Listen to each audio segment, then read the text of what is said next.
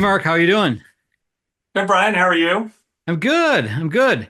I'm fired up. It's another podcast night. I'm really excited about this one. This is probably one of my favorite topics in our whole book. I love talking about this one because I think it speaks to not only how people sort of perform, but it's really about how they connect with the business, with the roles, with the different projects or assignments that they have. And I just love how this sort of speaks to their mindset as well as their behaviors as well. So I'm excited to talk about the commitment ladder with you tonight. Yeah, it's one of the keys to closing the action gap, and most leaders do not use it or know about it. So it really becomes their best friend in many ways, especially if they're rolling out a new process. This is amazing in terms of its impact on that. So, Yeah. yeah, it's going to be good. Yeah, definitely. And I will say, when I'm teaching the workshops and we get to this piece, and I sort of walk through the ladder and explain all the different levels and everything, uh, you should see just the laughter that happens. People start automatically picturing their team at all these different levels, who's at this level or this level. And it just sort of makes everyone chuckle a bit. And I love talking about this because it really is real. People experience this stuff every day. Yeah, and it's great for a leader to literally chart out, like you're talking about, where their team's at in Yep. relation to commitment on a specific process or rollout or the overall purpose of the organization is very telling. And when you as a leader connect with it, you can really lead differently and lead much better. And it's very individualized, as you know, Oh yeah. and it it works. It Yeah. works. Yeah. Yeah, definitely. And it's interesting when leaders start applying this, they start to see their team in a totally different way. In fact, we had one client that we worked with a couple years ago where we had monthly calls, and they included a bunch of our tools, including the commitment ladder, in sort of a spreadsheet so that they could look at their whole team, and they looked at knowing, doing, being, and T times M equals P, and some of these other ones that we've sort of already talked about on the podcast here. But commitment ladder is one of those biggies that they can look at and say, now I can really start to see my team in a different way. Yeah, well, when a leader's rolling out something, or the organization is rolling out something, and maybe it's not working as well as expected, it's literally right there in the commitment ladder, and you can find it and figure it out and adjust accordingly, and again individually adjust, and it suddenly it works. Right. So it's often right there, and it's something that's not taken into account. Most leaders sort of presume that the team's on board. Oh yeah, yeah, we had the meeting, everybody's on board. That's Yes. not how it works. Everybody's in a different place, and the commitment ladder puts them in that place. And based on where they're at on the commitment ladder, that tells the leader what to do, how to Mhm. go after it. Yep. What needs to be affected. So it's a big deal. Right. Right. Yeah. And one other thing too, and as Mark goes through, he's going to explain this here in a second. But as he goes through, I'd like everyone to also think about your level on the commitment ladder. So, as the leader, where are you? How do you fall in these different pieces? And that's an incredibly important piece of this. Well, that's huge. I mean, if the team thinks that you are not fully committed or genuinely compliant, as you'll hear about in a minute, they won't be either. And you're the issue, you're the gap, which Yeah. which is often the case. Right. So they do listen for and engage with your level of commitment. So, and the commitment ladder again makes it easy. So as you're plotting your team on the commitment ladder for a given process, purpose, rollout, whatever, plot yourself as well along with them, and it will help you see any breakdowns that are about to occur. Yeah. Yeah. And we've talked a lot about the mirror. Looking into the mirror and starting with yourself. One of the things we talked about a couple weeks ago is that that mirror is really your team. So if you see your team as a whole and where they're not committed, that's a reflection of you as a leader. So Yeah, the other thing that leaders mistakenly believe is often that people are either in or they're out. It's one or the other. Well, we've found 5 levels on the commitment ladder, so it's not as simple as they're on board or they're not on board. It's more complex than that, but by using the commitment ladder, it becomes quite simple. yeah, yeah. So do you want to walk us through the ladder here? Yeah, let's walk through the ladder first so that everyone can see it, and hopefully we'll put an image up on the screen as well. So the picture it as a 5-step ladder, and I'm going to work from the bottom up. And the lowest level on the ladder is non-compliant. So that would be the team members that are not executing the new process. And again, you apply this to a specific process rollout or the overall purpose of the organization, but non-compliant means they do not behave in a way that aligns. And again, that could be your issue as a leader, so you need to look at that. But non-compliance is unacceptable, and they cannot be on the team if they continue to be non-compliant. Non-compliant is obvious to the others on the team. It is clearly reflected in their behavior and their results. So don't kid yourself. You can determine who's non-compliant, and you need to quickly course correct because non-compliance doesn't work. What do you think? Yeah, yeah, right. Yeah, they can't be on the team. They have to either move up or out. That's a pretty easy one, I think, a lot of times to identify. Uh, I think often leaders get some of the other levels confused with this one, but this is the one who's just, they're not doing it and they don't want to do Yeah, it. They're not believing it. They're not going to do it. maybe they weren't fully trained, so own that, but once you've redone that and had the conversation, compliance is not optional. So that's the lowest level is non-compliant. And again, as you said, they can't be on the team. The next level up is rather deceptive. It's grudgingly compliant. So they will often say to your face, "Hey, I'm all in, boss. I'm on board. This is great." And then behind your back or their actual behavior is non-compliant in essence. This can be very damaging to the team because again, the team likely sees the grudging compliance and you're saying how they're on board and they are not on board. So this cannot continue. So you as a leader need to find it and take care of it because it's more damaging often than non-compliance because they're taking others with them. They're saying, "Hey, I don't believe in this new process. It's a bunch of crap. I'm not going to do it." But to your face again, "Hey, I'm all in, boss," and that will not work. What's your experience been with grudging compliance? Yeah, yeah. I think there's two key things to point out here. Is really in how you identify these people. How do you, because to your face, they're saying, "Hey, I'm all in," but then they're not. So, when I ask groups of people when we're doing workshops, how do you think you identify these people? Almost across the board, they're all raising their hands and they're saying, the rest of the team is telling you about it. They'll Yeah, come running to you and they'll say, "Hey, John's over at the water cooler, bad mouthing you or talking bad about the project or whatever." The other way though, because if you're not hearing that, is to really look at the results. Because yeah, somebody at that grudgingly compliant level never performs at same level that people higher up on the ladder do. yeah. It's often very reflective in the results, but again, the team knows. Yep. Yep. Yeah, Totally. yeah, and it damages you as a leader. So non-compliant and grudgingly compliant are not acceptable. So those levels cannot exist and have a successful rollout of the new process. So you need to deal with that. So deal with it.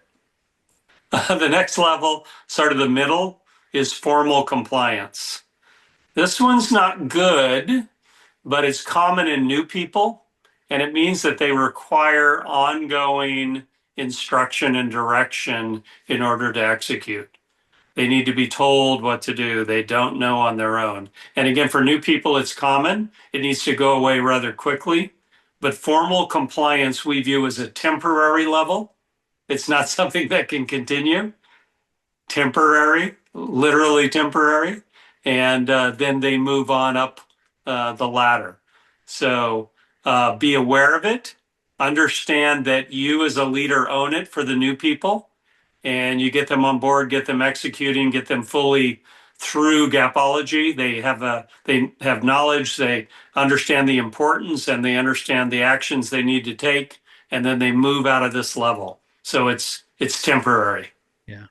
Yeah. They're sort of that good soldier is a good way to kind of look at that. The person that you ask to work 9 to 5 and they work exactly 9 to 5. They don't put in the extra effort at all.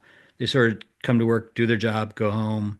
I also have found these people are, those people that have been really with the company a long time. They have long tenure, and they sort of have fallen into this rhythm of just punching the time clock, and just sort of following that process. So yeah, so absolutely new people for sure. Um, I think there's a risk there is when you have those long tenured people that others look up to. Oftentimes we have those people, perform like mentorship behaviors. They might be some of the trainers and that kind of thing, just because they've been around a long time and they have a good process for things, but they're really not high enough on this commitment ladder to deliver winning results. Yeah, so long tenured people often have difficulty with new processes, Yes, yes. a change in policy, a change in process. Mhm. So you have to likely take some additional steps with them and help them fully understand their critical role and their leadership uh, in showing, others how to do it and mentoring. And you likely have to do some additional steps there because they will not easily buy into something new when they've been used to doing something for a long time. Right. Yeah. Yeah. We've always done it that way. You know, Yeah, sort yeah, of that yeah, mentality. Yeah, for yeah. sure. And the world changes, as Yes. we've seen. Yes. Yeah, so non-compliance is the bottom, grudging compliance, one step up from that. Formal compliance is what we've just described. And again, that's something that is viewed as temporary. The next level up, the fourth step on the ladder is genuine compliance. So this is somebody who's they're all in. We have seen that when teams get the overall group to genuine compliance, the results are fantastic. So this really becomes the sweet spot. Genuine compliance. They fully have accomplished gapology. Again, knowledge gap closed, importance gap closed, action gap closed. They're in on it. They're not trying to invent something new.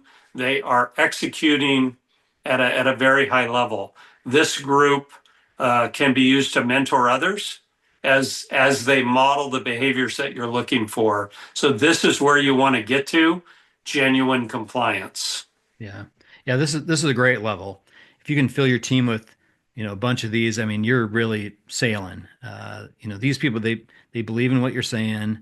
They're following it. They don't just work 9 to 5. They work 9 to 5 and then see opportunities to deliver additional extra effort and that type of thing. They can, be a good role model, like you said, an example to point to. Yeah, I'd love to have a bunch of these people on the team. Yeah, they own it. They own it. And again, this is where you as a leader need to get to. And likely the genuine compliance level is a result of your excellent leadership. You have brought them to this level. However you did it, understand those steps because you've made this happen. This is a big deal. So genuine compliance is really where you want to get to, and you should be very proud of those that have achieved this. If you can identify how the genuine compliant group achieved that level, that would be good for you to know as a leader. because did you do something different with them than the rest of the group? If so, repeat those. But again, KINA closed, Gapology achieved. This is where you want to be. Execution and results will be excellent. Assuming this new process is of great value. Yeah, yeah. And I like what you said there, Mark. I want to sort of pause on that. Understand how you got there. I wrote that down right away. I think I think oftentimes what we do is, especially as leaders, is we sort of pause and we reflect on our shortcomings, where we failed, where we struggled. And I think it's somewhat human nature. What's not is pausing and understanding the wins. How did we win? How did we succeed? How do we help the team to get to genuine compliance? And I think that's equally as important to do because then you can repeat it once you understand that.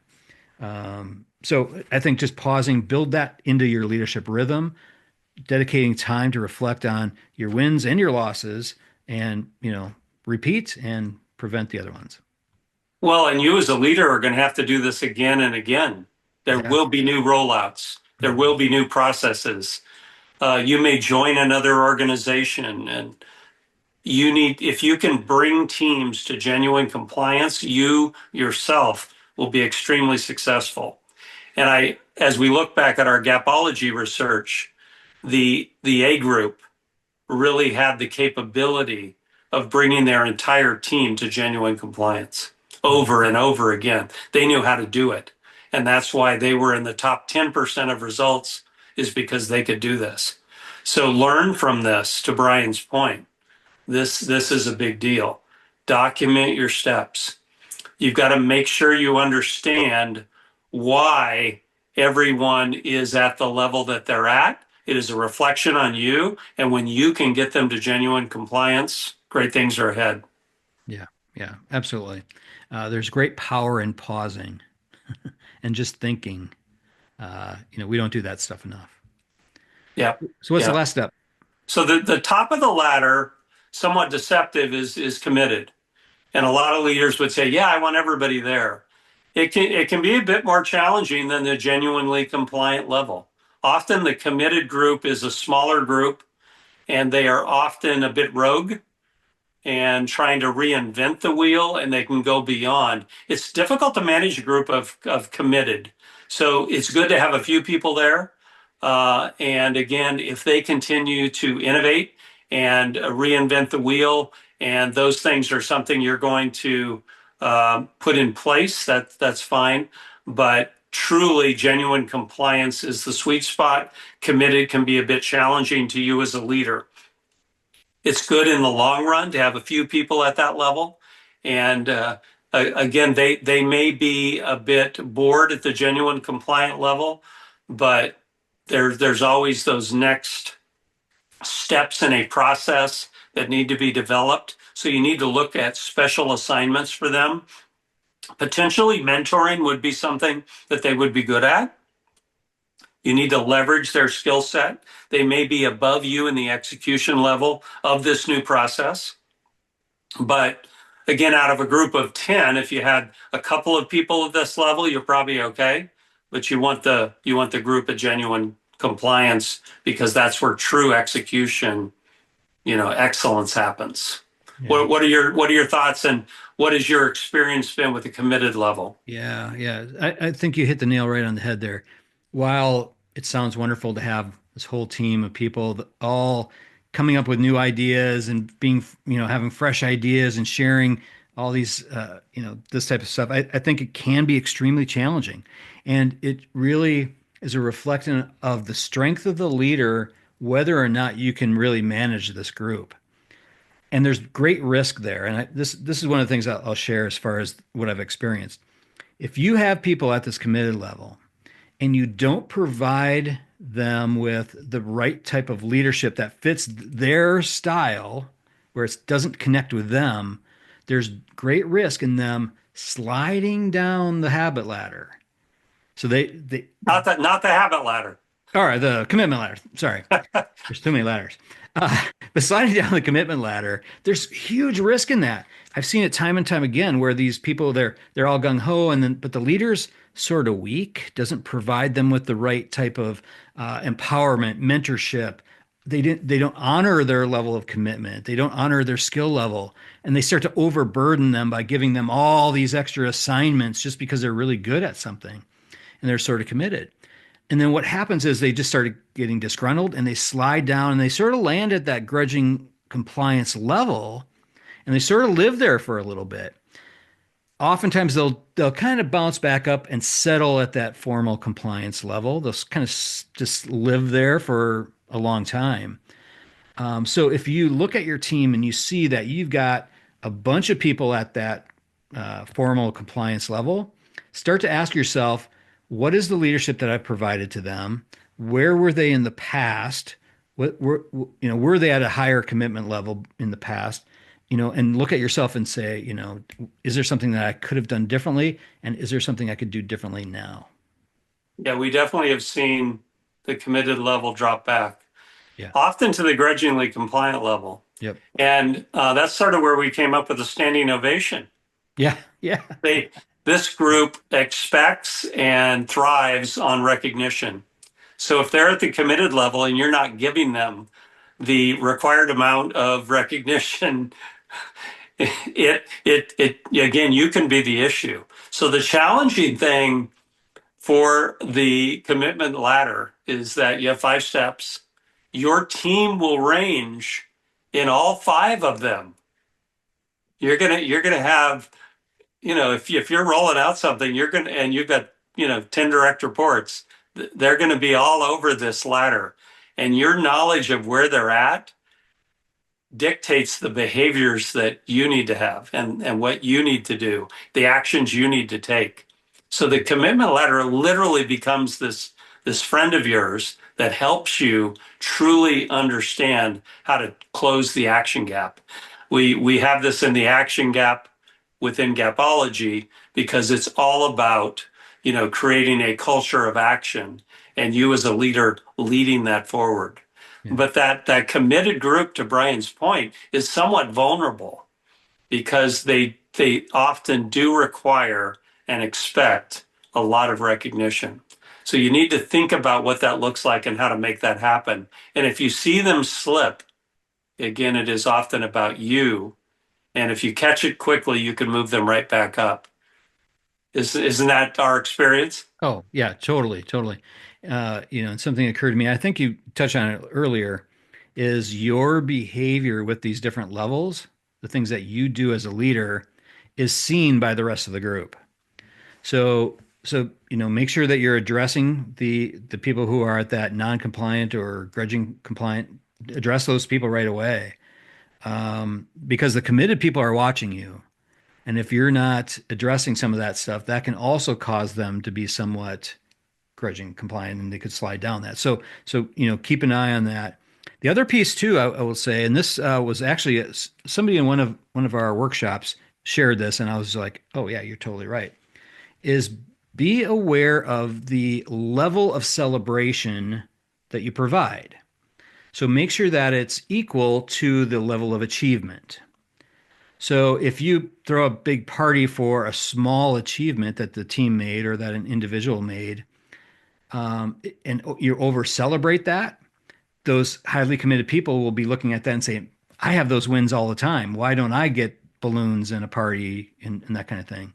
And also with improvement levels of improvements, over celebrating some micro improvement. So just balance that. Really look at the level of celebration should be equal to the level of achievement. Yeah, no, that's excellent. So we literally have seen leaders create a poster of the commitment ladder and for a given rollout process, put sticky dots with their team's names on it on the ladder and keep it privately in their office. It's not something to share with anyone. And move the dots, accordingly and evolve, over time to where you get everyone in that genuine compliant and or committed level. And wow, the results soar. So don't be scared to do that. You may want to do it digitally. Again, I would have a poster with sticky dots, with the names on it or initials of them on it.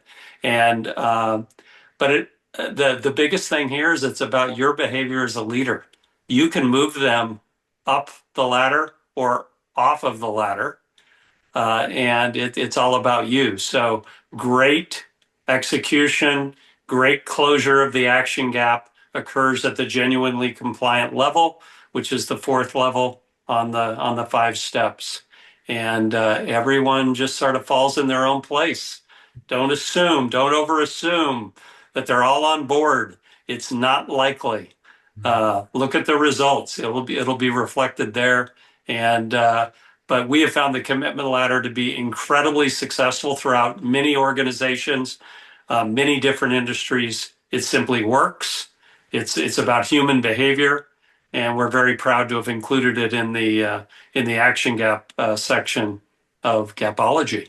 Yeah, yeah.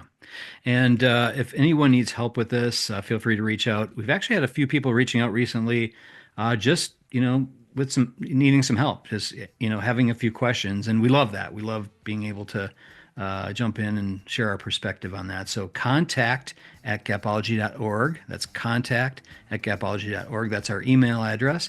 Shoot us an email. We're also on all the socials, all the social media. LinkedIn's a great way to connect with us as well. Instagram, all those things. So make sure you reach out if you need any help. Well, thanks, Brian. Okay. All right. Thanks a lot, Mark. We'll talk. Appreciate this Gapology Guys podcast. Yeah. Yeah. I like this. I like to be able to see you and talk back and forth. That's cool. Yeah. All right. Talk soon. Thanks, everybody. See you next week.